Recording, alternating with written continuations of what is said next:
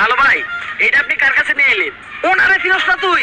উনি অনেক বড় তান্ত্রিক, এই দেশে ওনার লক্ষ লক্ষ মুরিদ। উনি নতুন একটা বই লিখছে, বইয়ের নাম শয়তান ধরার গর্জন। সেই বই বইরা নতুন কইরা লাখ লাখ মানুষ তান্ত্রিক হইতাছে। কিন্তু লালু ভাই, আশেপাশে তো কোনো তান্ত্রিক বা মুরিদ দেখতেছি না। আরে ওগুলা তো সব ফেসবুক আর টিকটকে। বাবা, সঞ্জনা নামের এক আত্মারে আমার ধরতে হইব বাবা। আপনি আমার সফল হওয়ার একটা উপায় দেন। যদি সফল হতে চাও তাহলে আমার লেখা এই বইটি নাও, শয়তান ধরার গর্জন। এই বইটি নেওয়ার সাথে সাথেই তোমার জীবনে থাকবে না কোনো অর্জন। আমি কথা দিয়ে কথা রেখেছি, শয়তান আসেনি তো ফিরে। আমি শয়তান তাড়ানোর গল্প লিখেছি আমার সারাটি জীবন ধরে। আমি অন্ধকারে মোমবাতি জ্বালিয়েছি, তবুও পাইনি ভূতের খোঁজ। আমি ভূতের অপেক্ষায় ছিলাম, ভূত নিজেই হয়েছিল নিখোঁজ।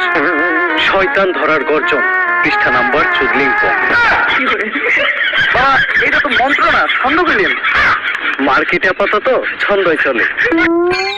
বাবা, বইটা একটা আমারও লাগবে। দাম কত এটা? মাত্র ১,০০০ টাকা।